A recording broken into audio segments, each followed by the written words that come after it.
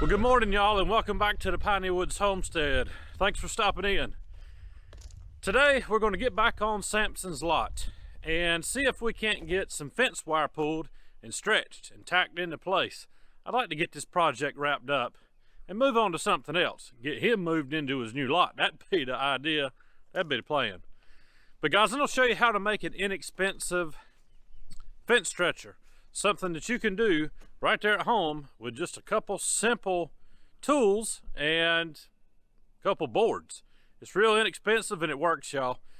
All right, thanks for stopping in. Let's get on with it. So y'all, here's how I make a cheap fence puller, fence stretcher. It's going to hook to the winch on my gator or the back of the tractor so it can be pulled. I just take a couple of 2x4s that are just a little bit longer than the height of my field fence, and I give you 2 of those, and we're going to sandwich them together with some 1/2-inch bolts, washers, and nuts. So the first thing I'm going to do is get my holes drilled and then put this little thing together. There is nothing to it, y'all.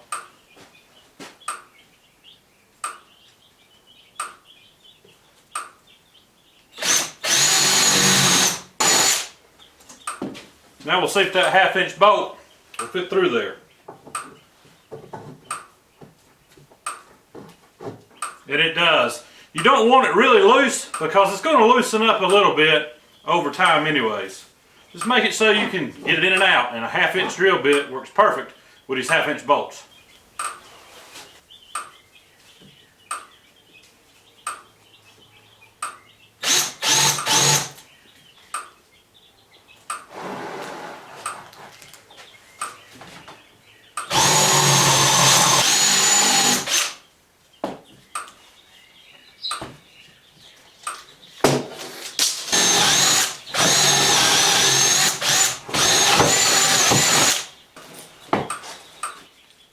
And y'all, as you're going along, after you get that first hole drilled, second at the most, go ahead and run you a 1/2-inch bolt through it.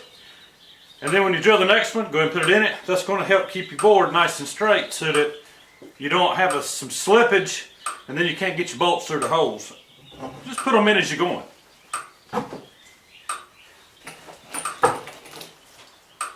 Now, on the back side, you're going to throw a washer. And actually, I'll tell you what I'm going to do, because from my experience, these will waller out. And so I like to put, if I can get it out here, may have to get a hammer and tap on it. Just don't want to mess up your threads. You can always throw a nut back on one side, tap it with a hammer, because it's going to loosen up the more you use this thing. But it'll screw out as well. But I'm going to put a washer on each side of this bolt. That way the head of this doesn't waller into the wood and I can get my wrenches on it easily.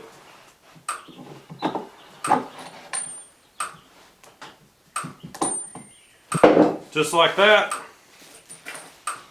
Washer on the other side and a nut. So basically you're going to do that all the way down on both sides, washer and a nut. And then when it comes time to put it on the fence, you just open it up like a little sandwich, put it on there, tighten your bolts, your nuts down really good, put your winch cable around it or your chain from your tractor and start pulling. We'll show you how to do that here in just a little bit. If y'all can see back here behind us, Rooster is finally in his new apartment. He's in a condo, sharing it with Speckles. They've been doing the dance between the barrier every single day, and when those girls come out in the morning, it's like a dance contest, a dance off. Rooster's trying to get the old hens, and the hens come right up to them and shake their tail feather.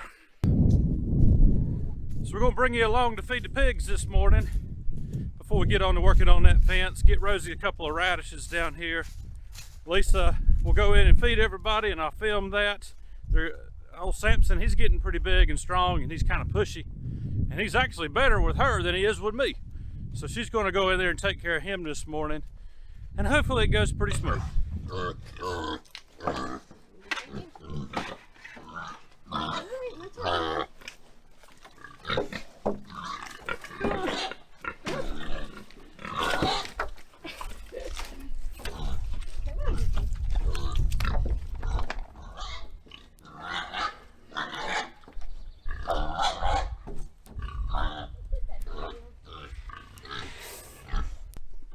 Where's your manners? Hey. I don't help. Make a run for it. See, I'm not mean to Mom. See, I'm not wild to Mom. I'm not wild to Mom. This is what happens when you push your pan all the way over yonder. You have to go retrieve it and get you fed.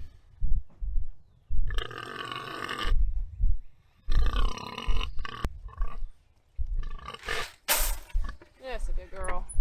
That's my good Rosie.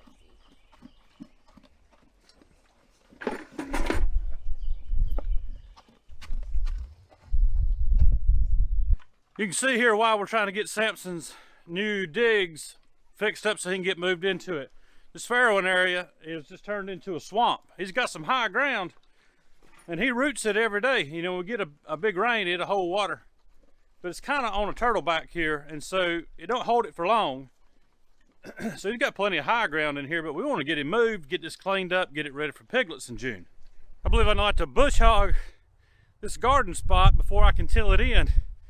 Usually I can just till it, but everything has grown faster than normal this year outside. I'm not sure why that is, but it's probably going to be a good thing come garden season here in the next few weeks. We need everything to grow a little fast this year, I think.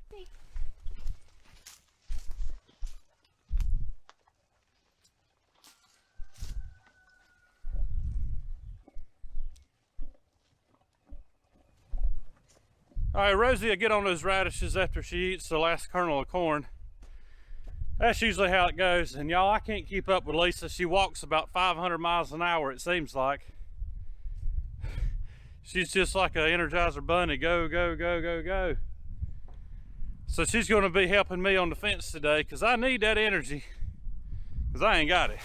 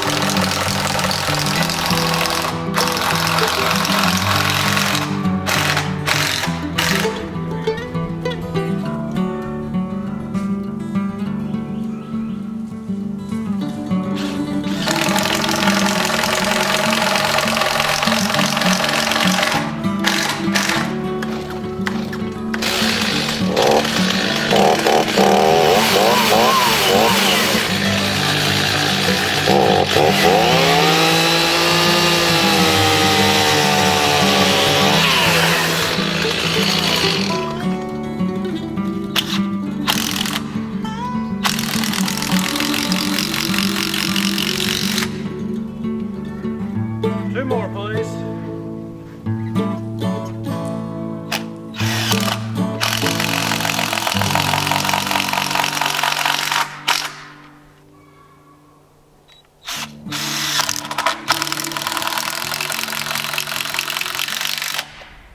Getting up all this twine that Matthew used so that we can reuse it for something again. Waste not, want not. And it's a poly twine, so it's pretty well can be reused numerous times.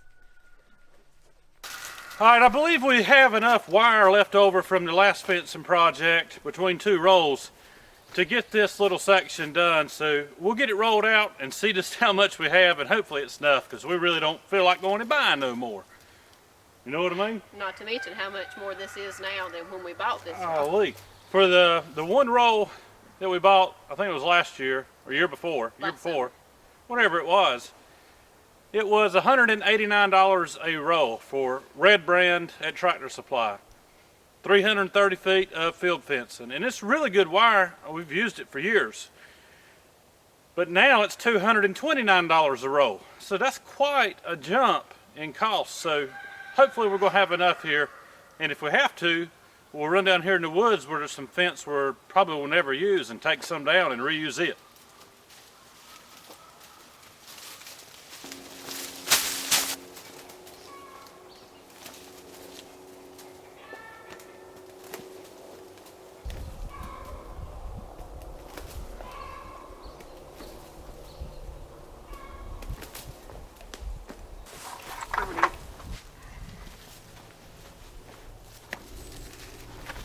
And I'm going to tie it back to itself.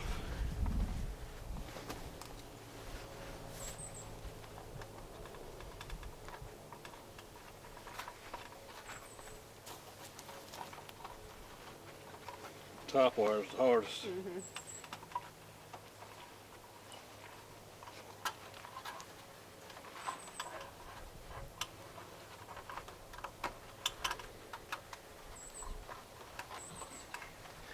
All I'm doing here is tying, wrapping and tying.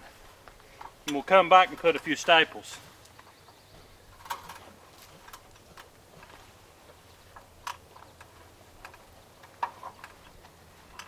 And y'all, this ain't professional fencing. This is getting by fencing. If you notice these corners, this is how we do them. It's easy. It's not traditional. And what we're doing here is just wrapping. It's going to hold good enough. We'll get some staples on it.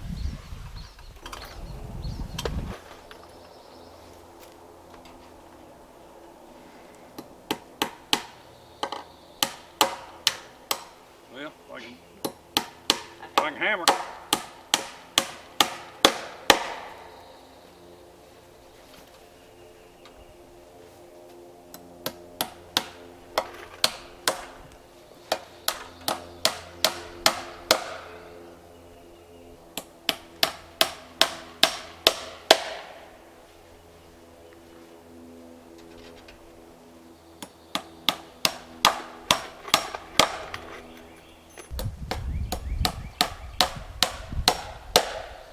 Good enough. Now we'll go down here and get our first pull at one of the first line posts we need to tack to. We'll get that little thing I showed you how to build this morning, get it on the wire and get it pulled. That's the first thing you're going to do is get your fence stretcher put into place.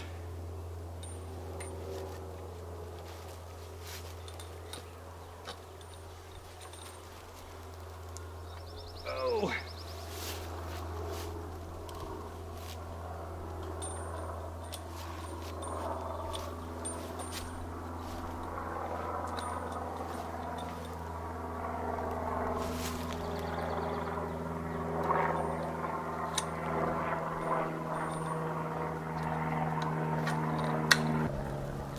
Thank you.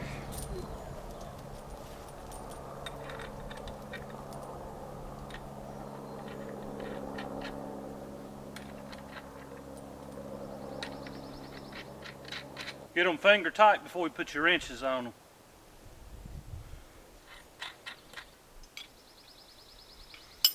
Now, because I don't have a deep well, I'm going to do it like this.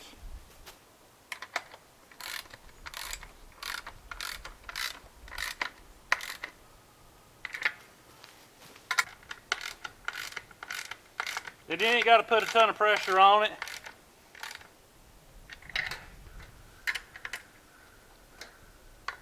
This is how we've always pulled fence ever since I was a kid, and it works. Start down low with your very first pull.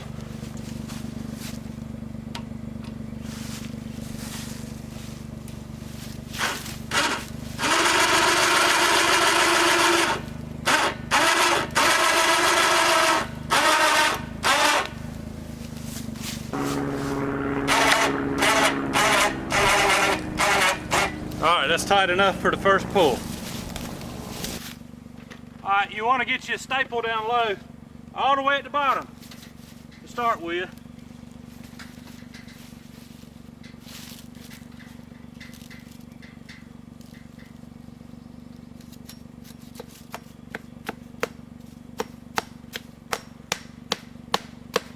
And try to go, you want here we can see it, right behind that vertical stay. That's going to help it keep its tension.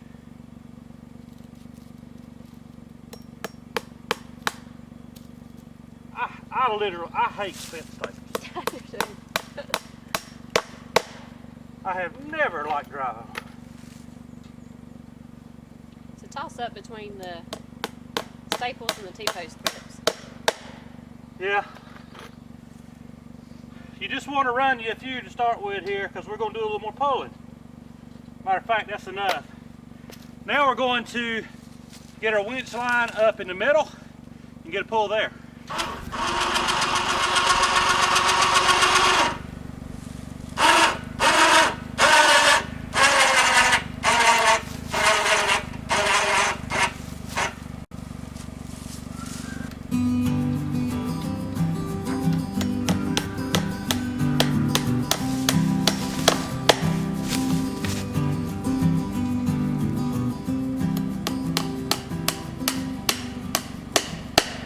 Now we'll raise it up to the top and get a final pull.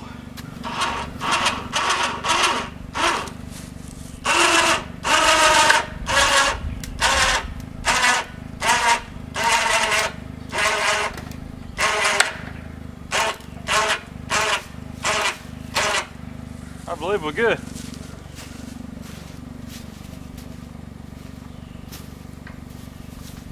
The only thing about doing it this way is you kind of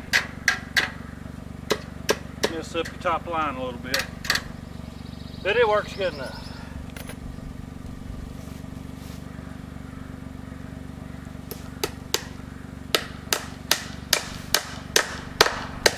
All right, now that we have pulled it and tied it into a line post, we'll go on down to the very end, get another pull on it, and tie it into that corner. Fire that gator up.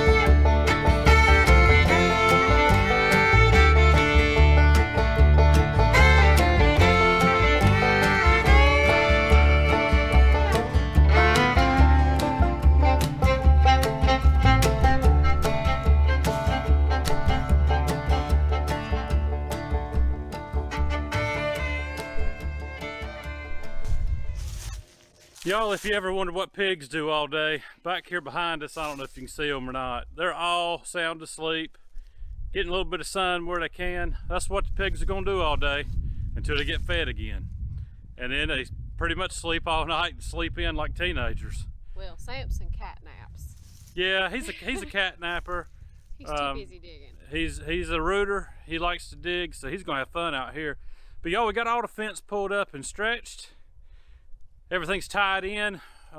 One end here where we started, that's actually going to be boarded up. The whole back side of his hut is going to be boarded up, and the reason for that is we don't want him to see these pretty sows over here until it's time for him to see them. Now, he's going to smell them, but the way we've got this thing done, he's not going to be climbing the fence to hop out. He'll get hit with that hot wire, that 6,000 joules. I'm sorry, 6 joules and about 13,000 kilovolts, and Nah, he'll back right up. He's already learned that fence anyways. He doesn't like that thing. But guys, thanks for hanging out with us at the Piney Woods Homestead.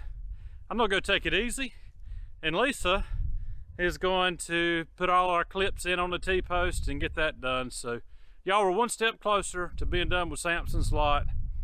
Probably by another week, y'all, and on and off getting this thing done. We'll be able to get him moved over here, and that's gonna be good. It's gonna be very good. Ready to get him moved. Guys, hit the old thumbs up for us, subscribe if you hadn't, if you have, we appreciate you. And if you've made it to this far in a fencing video, because they're not the most entertaining, but we try to make it so. Good for you. We appreciate it, y'all. Good for us. We'll see you on the next video. Thanks, guys.